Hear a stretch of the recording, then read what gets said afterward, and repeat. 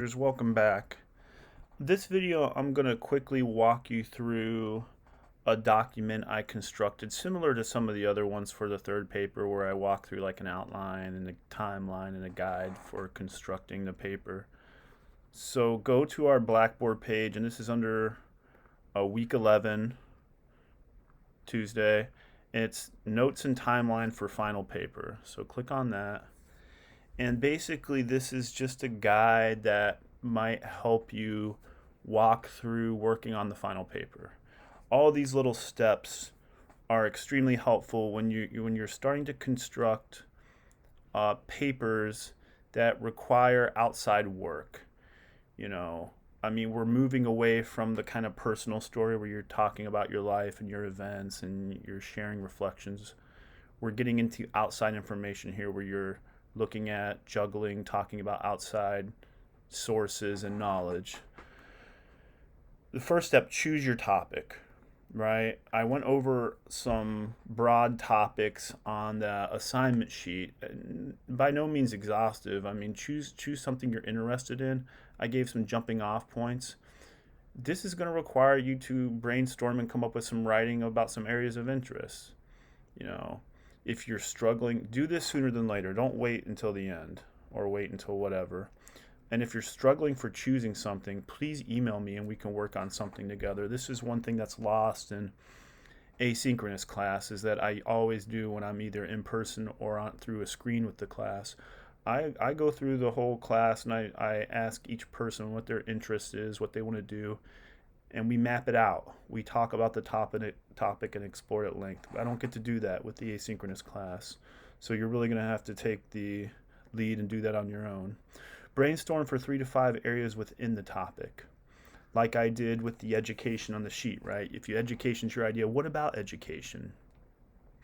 You just can't give the history of education. That's not a paper, right? It has to be to some idea within. Are you looking at the tuition? Are you looking at time management? Are you looking at education during COVID? Are you looking at juggling education and work?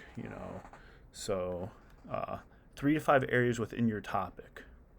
Then start to develop a working thesis. This doesn't have to be your final thesis, but a working thesis. Think of your thesis by answering these questions. What is your topic and why is it important? How are you looking at it? What's the main idea of your paper? Developing good time management skills is helpful in being successful in college and work and life. That's a thesis statement, right? And then you could look at how one develops time management skills, or what are some practices. Or you could look at another topic and just, what's your topic and why is it important? How are you looking at it? Start to conduct some preliminary research based on your subtopics, and this is where this paper is different from the previous papers. The 3 previous papers were internally generated. They were based on your thoughts, opinions, ideas, history. You're going to be including 2 to 3 outside sources in this paper. This is going to require you to do some research. What you find when you do these research papers, most of the time spent is not necessarily writing and constructing the paper, it's doing the research on it. So once you have your idea, topic, thesis areas, start to look up some outside research. We're not using scholarly articles in this class. You will be doing that in your next composition class. But I want you to focus on reputable sources, places, people. All those links I gave you in the assignment sheet, paper 4, those are all reputable sources. I got the New York Times. Think of news outlets, news sources. If you're doing something in music, think of a music magazine. If you're doing something in business or economy, think of an economic or business platform. Disreputable source would just be like some dude's blog. You don't want some random person's blog or some random person's. And again, you don't want to use Wikipedia to cite. However, Wikipedia is a good jumping off point. I'll show you. Who's my favorite writer? Franz Kafka. If you go to Kafka's Wikipedia page, it'll show you all this information. This is his background information. But what you can do, if you use Wikipedia as a jumping off point, look at the bottom of the page. Usually on every Wikipedia page, whomever constructed the site pulled all, see all these citations.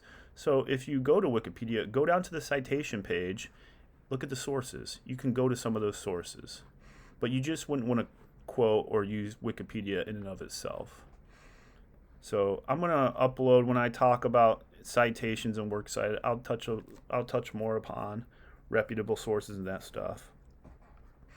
But these are the first steps in this paper, right? These are the first steps you want to do. And then you start creating a detailed outline of your paper. I have that assignment due in 2 weeks that I talk about in the other video. Your intro, your topic, aspects of your topic you will be looking at, your thesis statement. Remember, in these papers, please, please, please, please, please, don't use you, your, right? I mean, don't use you or your in these papers. Get around that. Body paragraphs. Then start to map out your body paragraphs, right? Outline your body paragraphs. If you notice, this sheet, it can be a supplement to the previous assignment, the intro thesis outline. And conclusion, synthesize and answer the so what. Construct your works cited page. Follow MLA guidelines. Look at the resources on our Blackboard page. I'm going to be uploading videos on those. It's important, don't just copy and paste the link. It's important to construct a correct works cited page and to correctly follow in-text citations. If a reader looks at your paper and it's just slopped together, if you just got things thrown in there, it just destroys your credibility, right? And you could be asking, and one of my goals for this class was to tie things together, how writing papers, because a lot of you aren't going to be writing papers for a living, right? You're not going to be scholars.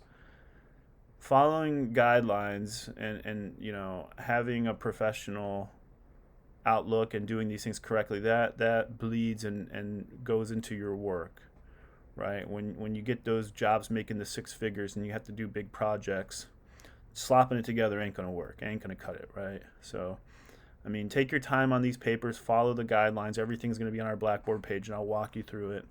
If you're stuck with anything, please email me, and we'll work on it together. But this is just a sheet that might help you outlining the final paper.